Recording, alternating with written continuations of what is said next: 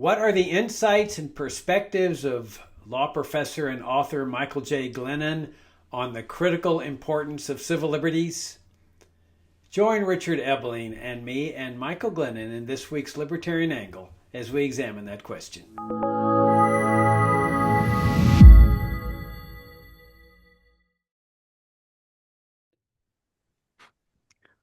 Hi, I'm Jacob Hornberger, president of the Future of Freedom Foundation, and welcome to this special episode of the Libertarian Angle, co-hosted by Richard Ebeling, professor of economics at the Citadel. This is part of our special series, 6-speaker series called The Critical Importance of Civil Liberties. We've already had 3 sessions with Jim Bovard, Radley Balco, and John Whitehead that are posted on FFF's website in the multimedia section. Today, we have the honor of having Michael Glennon, and then next week we'll have Andrew Napolitano, followed and our conclusion speaker, Ron Paul. So it's a great honor to have Michael Glennon with us today. Michael has spoken at a previous FFF seminar. He is the professor of constitutional and international law at Tufts Fletcher School. Before going into teaching, he was the legal counsel to the Senate Foreign Relations Committee. Among other things, he's been a Fulbright scholar, a fellow at the Woodrow Wilson Center, and visiting professor at the University of Paris. He is the author of the books Constitutional Diplomacy, National Security and Double Government, and Free Speech and Turbulent Freedom, all of which are great, but as longtime supporters of FFF know, I have long recommended National Security and Double Government. I wish every single American would read that book, because then everybody would understand one of the real solutions to the core problem facing this country. That's national security and double government. His essays have appeared in the New York Times, the Washington Post, Time Magazine, Foreign Affairs, and the London Review of Books. Last spring, he received the Fletcher School's annual Teaching Award. Michael, it's a great pleasure to have you back. Thank you very much for taking the time to join us and share your perspectives on the critical importance of civil liberties. Well, Jacob and Richard, thank you so much for inviting me back. It's really a pleasure to be with you today, particularly to talk about this subject that is such a great subject of concern for me these days.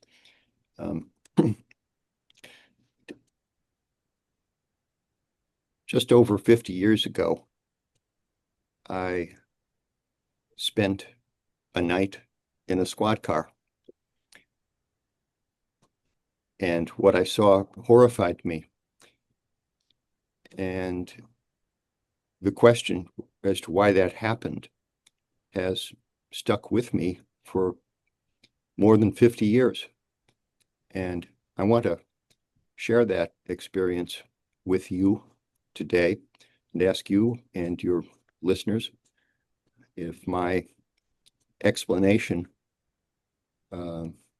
is correct, and suggest to you that what I saw calls into question a precept that has been at the foundation of American governance since 1776.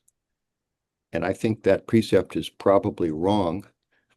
And in thinking about it, I think we will, if I'm correct, come to the conclusion that we've been thinking incorrectly about the best way to go about protecting civil liberties in this country. So let me just begin by giving you a little background.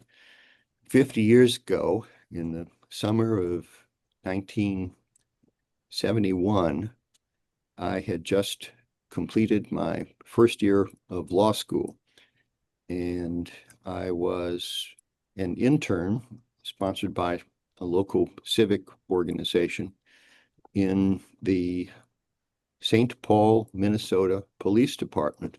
I had basically thought about, at that point, becoming a civil liberties lawyer, and I thought it'd be useful to, soak up the ambiance of a police department to the extent possible, and learn how the rubber meets the road when it comes to police compliance with Supreme Court decisions. That was the focal point of my interest. And I, as I say, hung around with police officers. I liked them, even though I was, a fairly politically liberal person who had been active in the anti-war movement and the DFL party in Minnesota. But these police officers I found were dedicated and patriotic and likable people, the sorts of people you enjoyed having a beer with. My focus, as I say, was this specific question about compliance with Supreme Court decisions. And in August of that year, just as I was about to go back to law school, fate smiled on me because the Supreme Court of Minnesota had decided a case only a few months before that I was writing my law review case comment about. It's called State v. Curtis. And the Supreme Court, interpreting the Fourth Amendment of the United States Constitution, held that a routine traffic stop would not support a search of the driver or the car, absent additional justification. So I say I was lucky because these police officers operated as partners, but they rotated, so they didn't have the same partner every night. This particular night that I was scheduled to ride around in a police squad car, we had the same two police officers who were the subjects of this Supreme Court case. So this was the ideal situation to look at the question that I was investigating. And to cut to the bottom line, over the course of 8 hours, about from midnight until about 8 a.m., probably no fewer than a dozen times did they stop cars for very minor traffic violations, cracked tail light lens, changing lanes without signaling, rolling stop at a stop sign, etc. No fewer than 12 times did they stop individuals for those sorts of offenses and then immediately proceed to go through the pockets of the driver and often through the glove compartment, look under the seats of the car.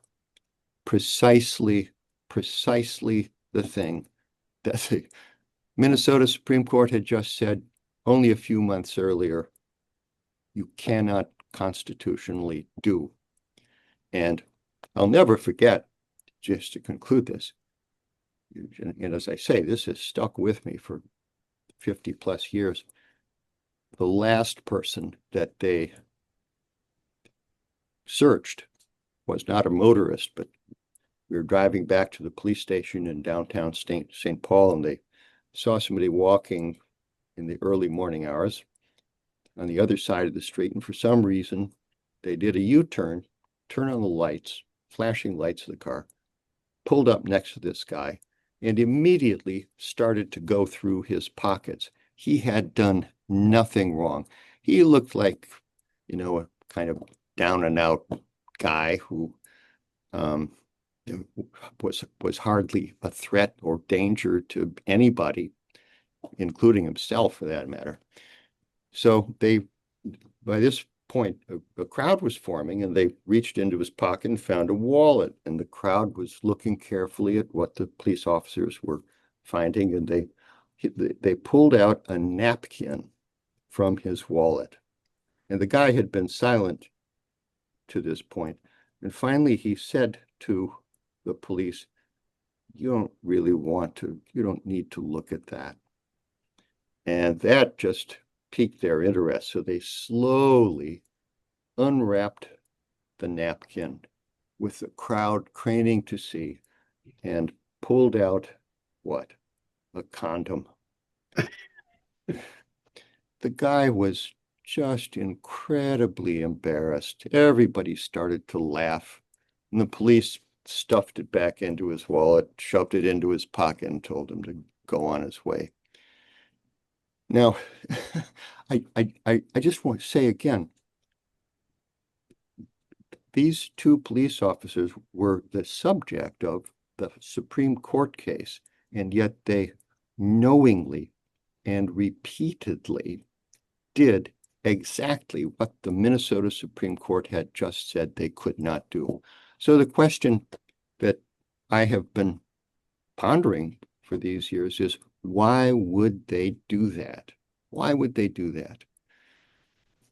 The reasons that might immediately come to your mind, I think, are not correct. First, you think, well, they must have been looking for drugs. No, the whole point of that Supreme Court case was, if you found drugs in these circumstances, this would be that the drugs would be the fruit of an unlawful search and not admissible in court. The evidence would be suppressed. So you wouldn't get a conviction. The case would be dismissed. They weren't looking for drugs. There would have been no payoff if they had found drugs. Second, discrimination, racial discrimination. No. First of all, you couldn't tell the race of the driver of a car in the middle of the night. I couldn't anyway, and I'm sure they couldn't. And in any event, the Black population of St. Paul at the time was around 5%. It was overwhelmingly white, very sleepy town. I should add, no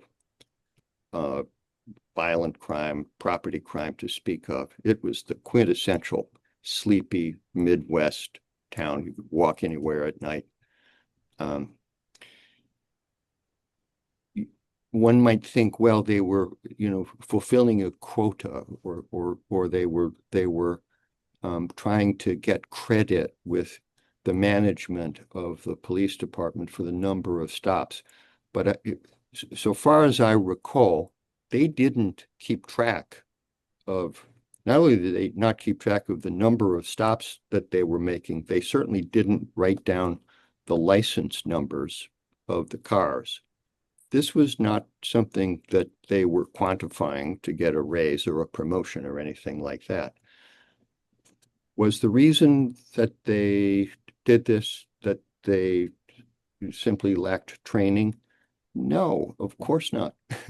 They had been personally tutored by the Minnesota Supreme Court as to what they could do, what they could not do. They knew that what they were doing was unlawful. So why did they do it? Why would they do that? I think that they did it, frankly, to exert authority. As likable as these guys were, they simply liked telling people what to do. They enjoyed exercising power over other people. They liked controlling other people's lives. So I don't, I'm not a psychologist. I don't want to get into a sidewalk psychoanalysis of authoritarian personalities or narcissism or sociopaths, psychopaths. I think that police departments are known to be magnets for personality types that like exercising authority over other people. And that was, it seemed to me, true of these two police officers. That's why they did that. And as I say, this is a problem with police departments everywhere. It's not confined to the United States. There was just a story you probably saw a couple of days ago in the New York Times about a woman in London who was drinking a cup of coffee and she wanted to keep the cup, but she was about to get on a bus and she didn't want any coffee in the mug because it would slosh out on her and the other passengers. So she very carefully, before getting onto the bus, took this cup and poured the remaining coffee in the cup down a sewer. Well, three three London policemen saw her doing this and charged her with disposing of waste improperly. She was fined 150 pounds. That's exactly what I'm talking about. These are, I think, the kinds of people who are drawn to police departments. I don't want to overgeneralize. Obviously, not all police officers are like that. But this gets me to my central point. I said a moment ago that I think we've misapplied a major precept of American governance. We've proceeded on the belief that we are and should be a government of laws and not of men. I think that's wrong. I think we are a government of laws and of men and women. And our emphasis has been far too much on the laws. We've looked to law for our salvation and underestimated the extent to which it's important to pick the right people with whom we entrust the instruments of state power. So I think John Adams was wrong. Adams is the founding father who said that in 1776. We're a government of laws and not of men. We're a government of laws and men. And indeed, it seems to me the protection of civil liberties in this country depends upon the internalization of the spirit of the laws by those entrusted with enforcing the laws. We do have an unwritten constitution, and the unwritten constitution imposes limits on the authority of the state that are not limits that are not present in the written text of the law. I'm reminded of one of my favorite lines in movie history is from High Noon, the comment of Kate Gerado. You may recall when Gary Cooper, Will Kane, Marshall Kane, returns to face these four deadly killers, and his new wife, Grace Kelly, can't understand why he is doing this. And she goes to his former girlfriend, Kate Gerado, and asks, and Kate Gerado says, "If you do not understand, I cannot explain it to you." This is the kind of person that we need on the street, enforcing the laws, and in the Justice Department and police departments and prosecutorial offices, people who don't need to have that explained to them, who have internalized the limits of state authority without needing training.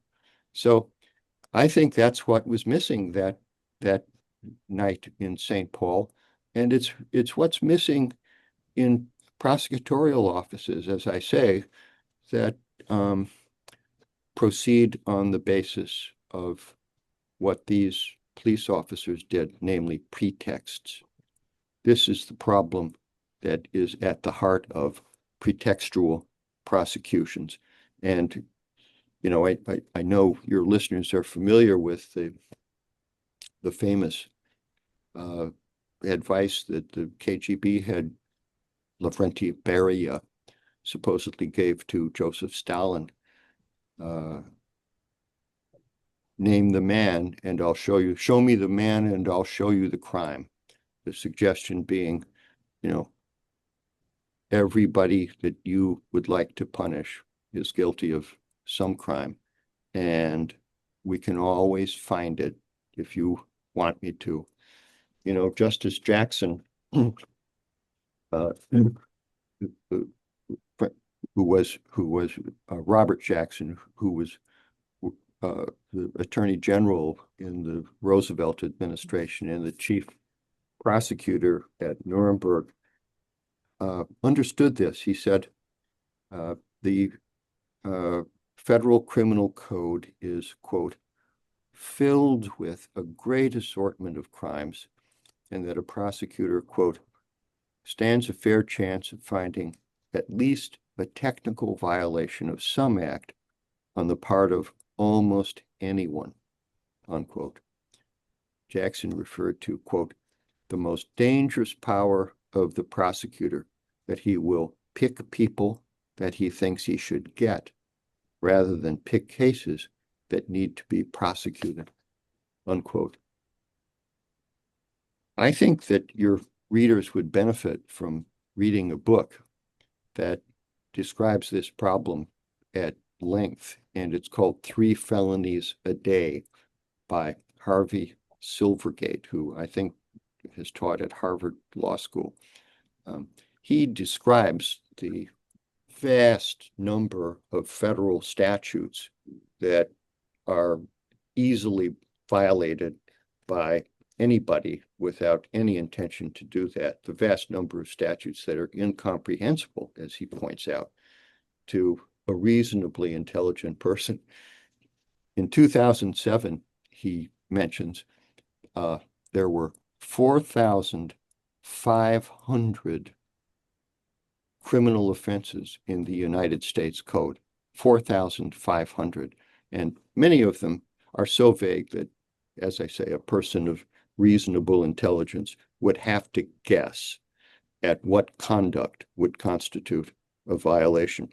Attorneys General of the United States have known this. John Ashcroft, famously, following 9/11, said he would arrest someone for spitting on the sidewalk if he thought it would advance the war against terrorism.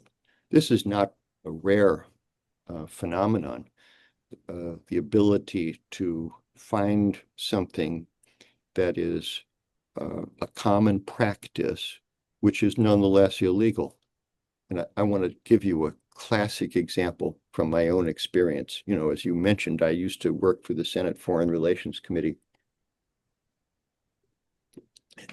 In the 1980s, the big dispute arose about the proper interpretation of the ABM Treaty, and the Reagan administration, differing with the Senate, made the argument that, well, the negotiating record of the treaty supports our view. The problem was there was no official negotiating record of the treaty.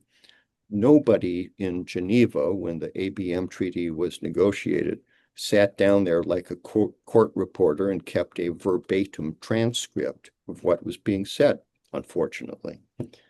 So the Reagan administration proceeded to ask all of the people who were in the room, everybody who participated in the, negotiation writ large of the treaty, what records they had that reflected the intent of the negotiators, the so-called travaux préparatoires, the legislative history of the treaty, the working documents.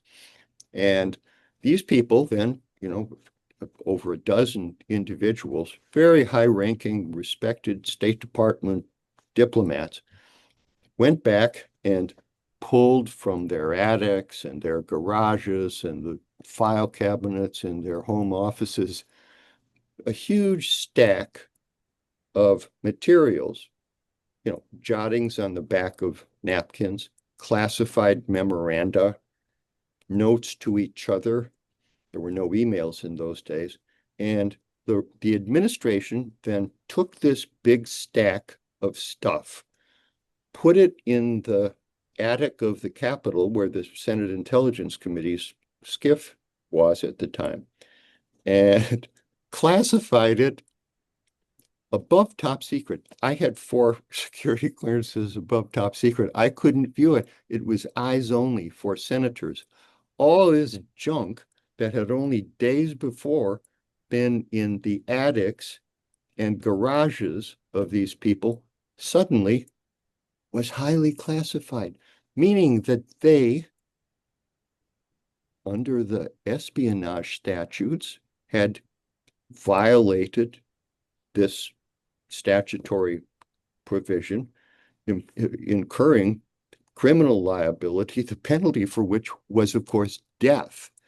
Now, I raise this because, as you know, there have been multiple charges made against people for mishandling classified documents. This was a common practice in the 1970s and 1980s. People took home these documents when they left office. I mean, you'd have to be crazy to do that today. You'd have the FBI tearing down your walls if you were charged with this. But in those days, no, everybody did it.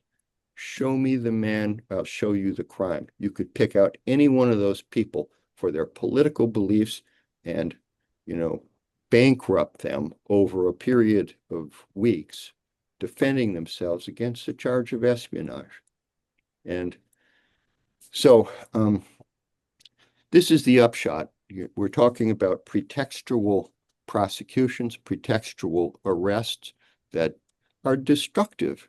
They destroy the lives of the people who are charged. They destroy the families of these people, setting one family member against another when one is asked to testify against another. They destroy friendships for the same reason when friends are asked to testify against each other. They destroy businesses. They destroy trust in government, which is feared as something that at any time can turn on you, hiding behind a bush and springing out at you for something that you didn't know you have done. This is the evil of pretextual prosecutions and arrests of the sort that I saw in St. Paul. So what's the solution? The lawyer's instinct is, well, let's just tighten up the law. The letter of the law is faulty. We need greater specificity. We need to eliminate the vagueness. This is a false hope. I spent the first several years of my career as a lawyer in the Senate Legislative Counsel's office writing bills. You can never achieve perfect specificity or precision. Among other things, laws are frequently compromises, and the ambiguity is intentional. Yes, of course, there is a void for vagueness doctrine. Of course, there are retroactivity problems. Try getting a court to overturn a statute on the void for vagueness doctrine. It's virtually impossible. A lawyer's response might also be, well, we need greater oversight. There's a lot of reforms, body cams for police officers, psychological testing, whistleblower protection. Once again, I'm not opposed to these sorts of reforms, but I repeat, it is utopian to think that we will be able to eliminate unwanted discretion so as to prevent pretextual prosecutions. No, we have to focus much more than we have on keeping power-hungry people out of positions where they can exercise this kind of authority. I had a colleague a few years ago on a law faculty who had graduated at the top of his class from one of the nation's top law schools. and he was immediately offered one of the top entry-level jobs that you could get in the federal law enforcement. He did it for several days, and he resigned. And he resigned because he didn't like exercising this level of control over other people's lives. This is, of course, a rare phenomenon in American government, but there are historical examples of countries, governments that recognize the problem of filling your government with people who wanted to control other people's lives. Venice, the Venetian Republic, lasted probably longer than any republic in history, nearly 1,000 years. It wasn't, of course, a republic for that whole time. It had its full share of corruption and cruelty, and it was an oligarchy for a good chunk of that 1,000-year history. But at its zenith, it was known for the integrity of its institutions and the high character of leading governmental officials. And this was no accident. The Venetian Republic intentionally tried to and succeeded in filtering out of public office individuals who were excessively ambitious. And it did this through this elaborately complex, really Byzantine set of procedures in which they had a large number of offices with very short periods of time in office. You couldn't succeed yourself. You couldn't campaign for office. At several different stages, people were nominated by lot, randomly selected, and then a vote occurred, and then further random selection occurred, and another vote. As I say, it was an extraordinarily, almost comic procedure that they had. It was so complex, but it did succeed in keeping power-hungry people out of office. They filtered them out. You know, the American framers, as we all know, were deeply concerned about excessive ambition. George Washington famously admired the Roman general, erstwhile dictator Cincinnatus. Cincinnatus had assumed dictatorial powers with some reluctance, and when the period of crisis and emergency ended, Cincinnatus famously gave up his power and went back to his farm, traded his sword for a plowshare.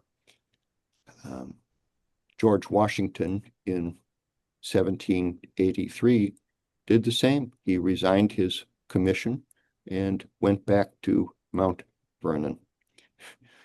You know, the story is told that when George III heard about this, somebody was painting his portrait, and he told him Washington intends to resign and go back to Mount Vernon. George III said, disbelieving, if he does that, he will be the greatest man in the world. Well, Washington did, and he probably was. So the framers, as I say, were thoroughly familiar with this problem of excessive ambition.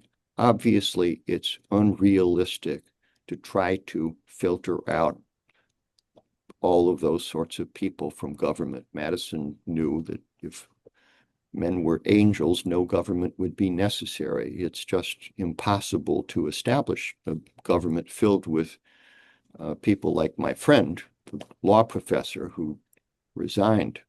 The framers instead, rather than seeking to exclude these people from government, sought to manage ambition. And they did this with a separation of power system and a system of checks and balances that, as we know, was directed at causing them to wash themselves out by setting ambition against ambition. You would achieve a kind of equilibrium.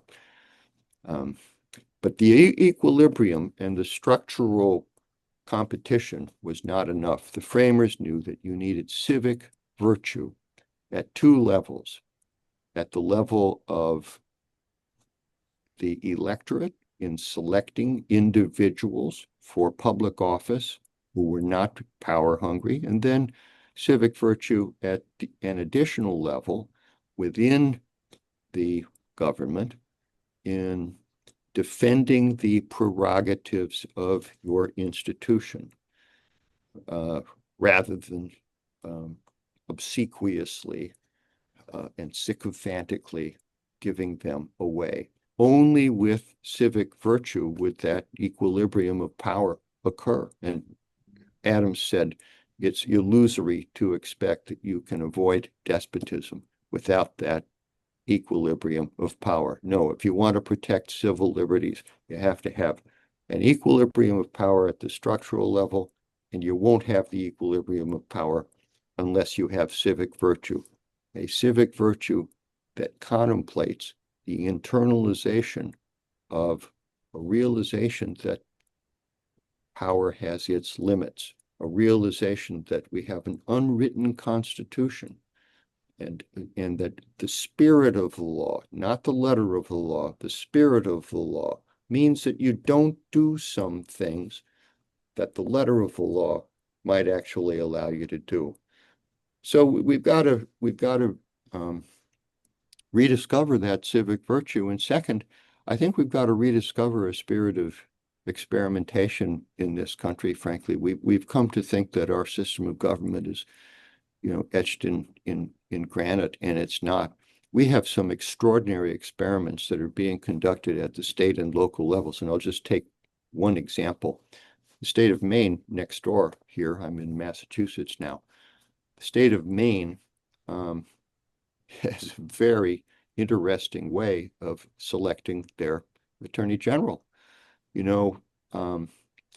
Attorneys general in the states are mostly elected officials. There are a few states in which the attorney general is appointed by the governor. In Maine, they don't use either of those two methods.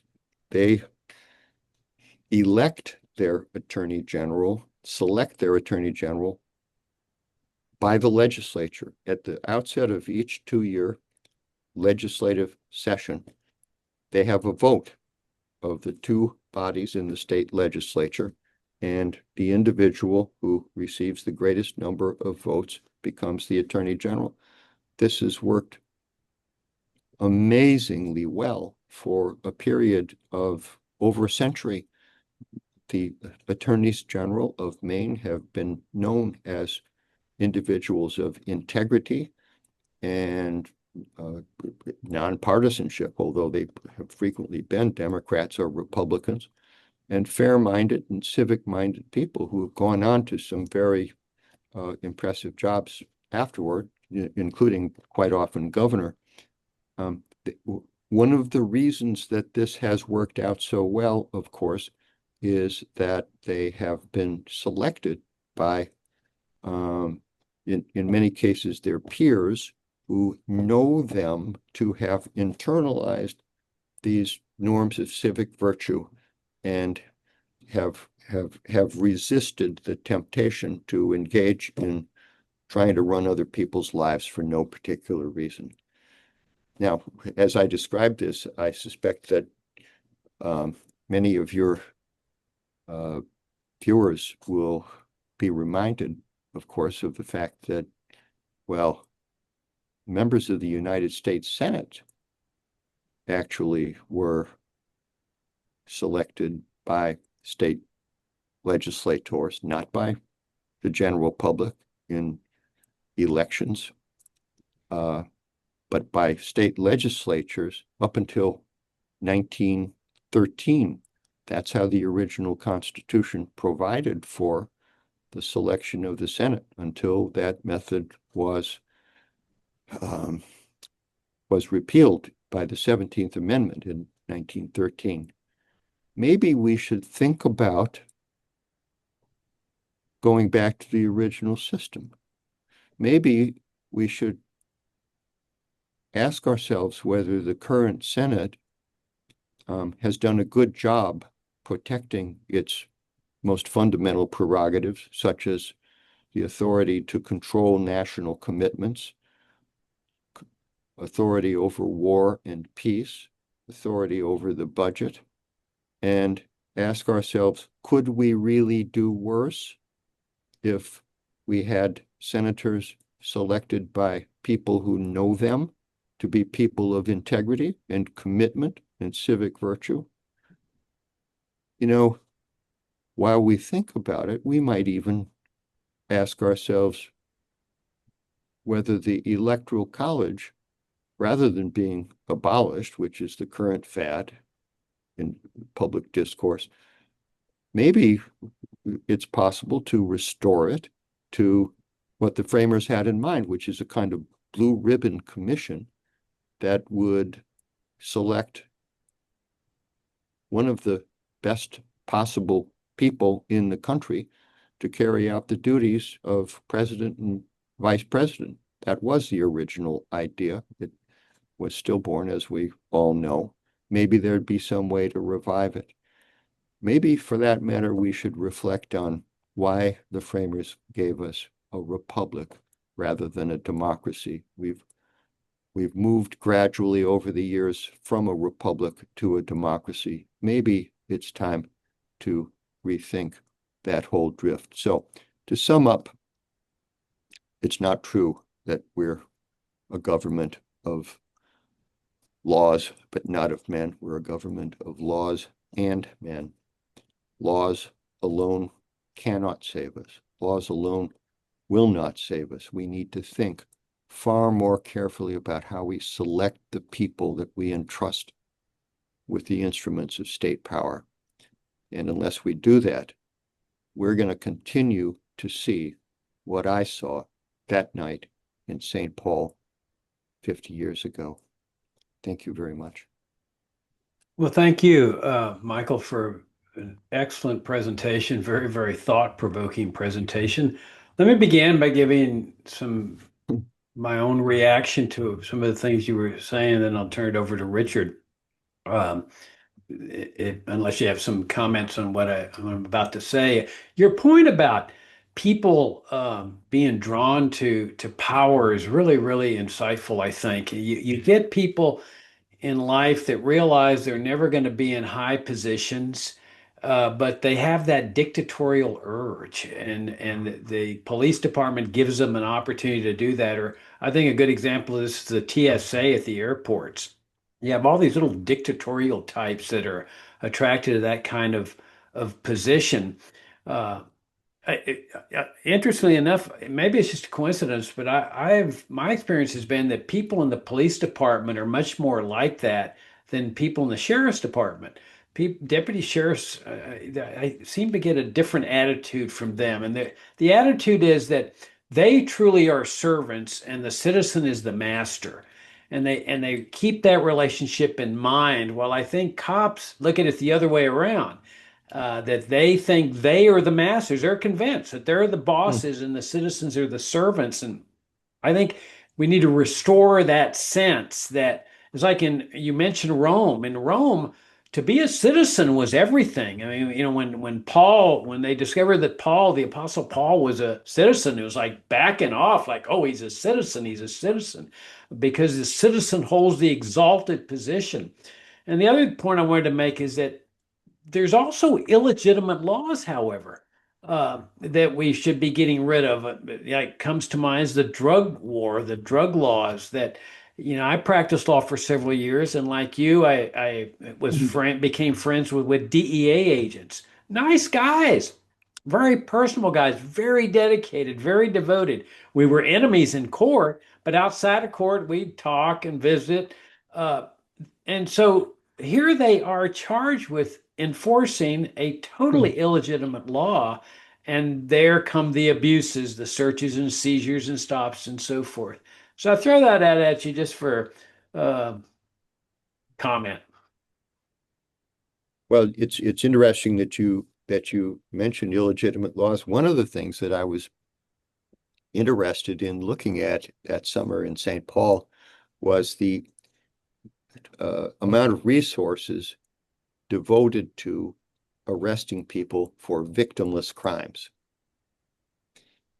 Drug offenses, mostly marijuana in St. Paul, prostitution, gambling.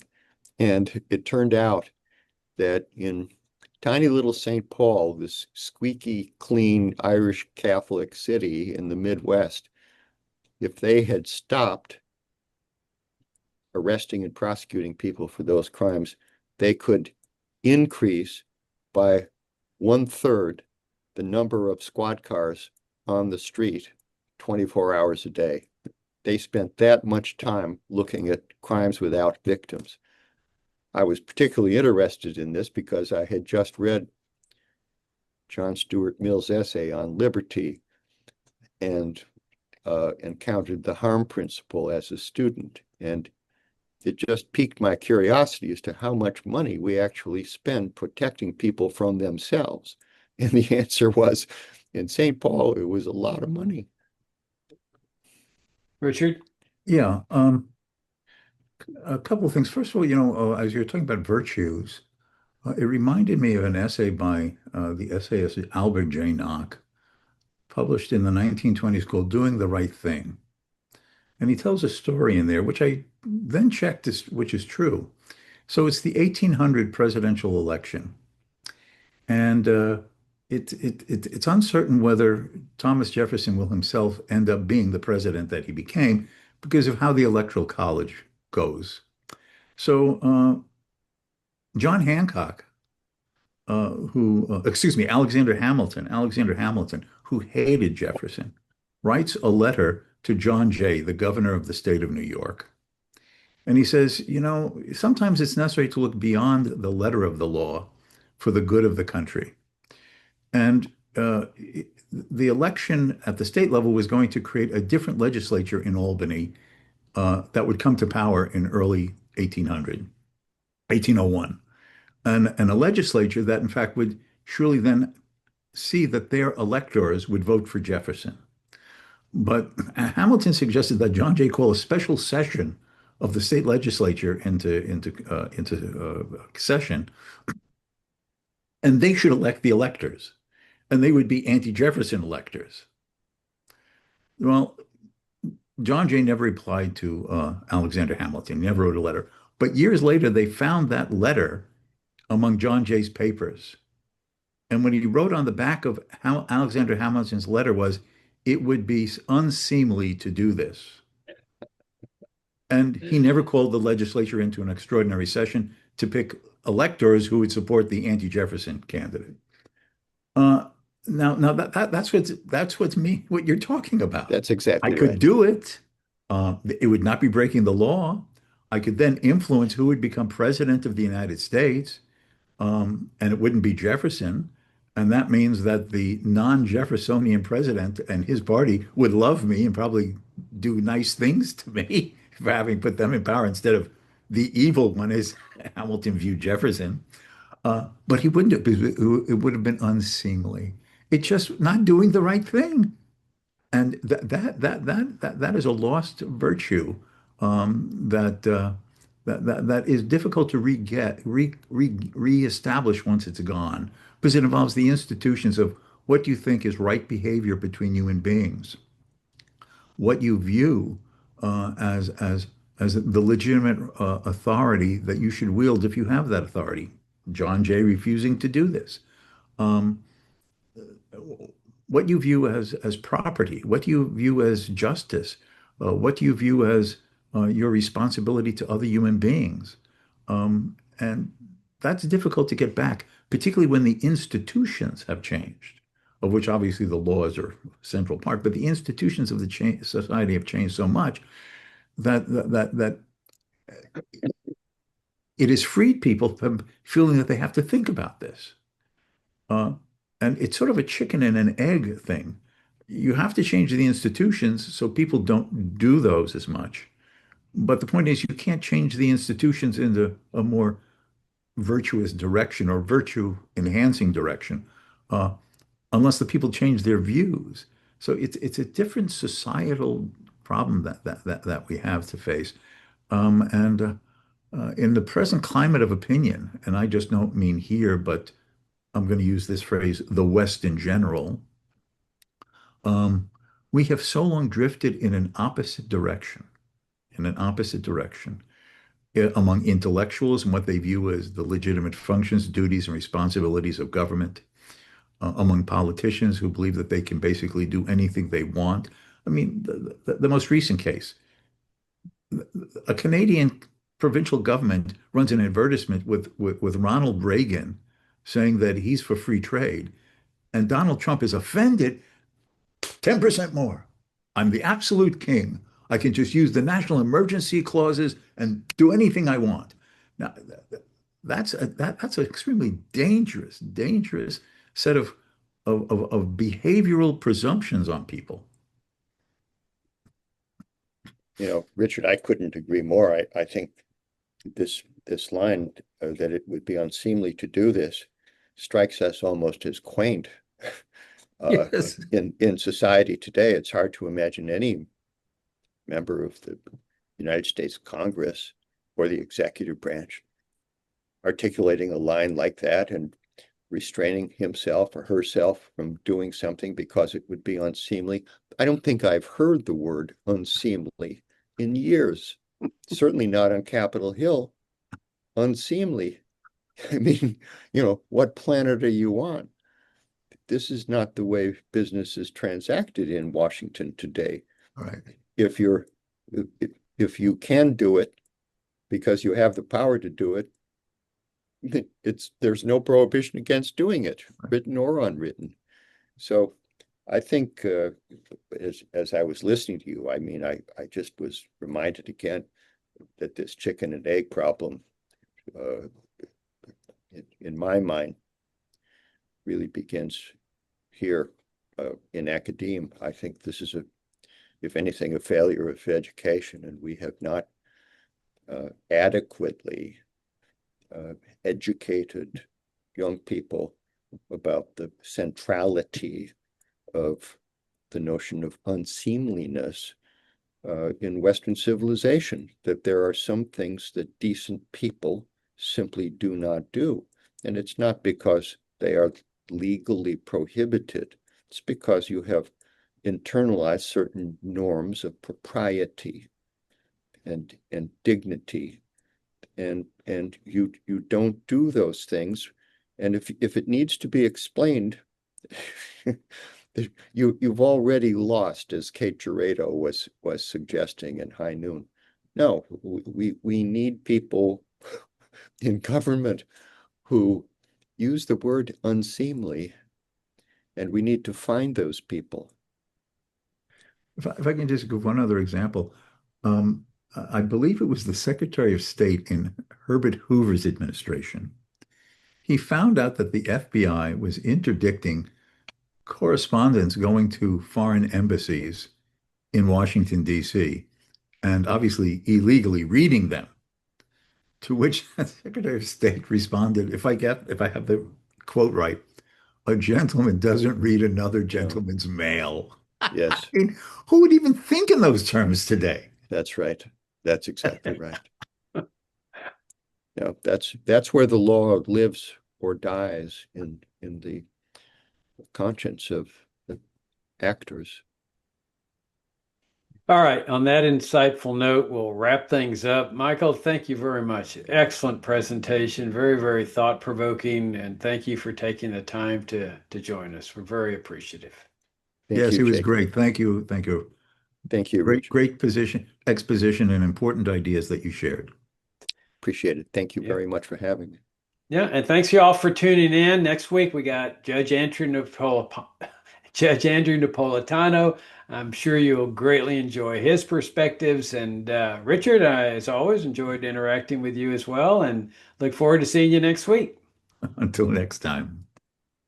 Thank you.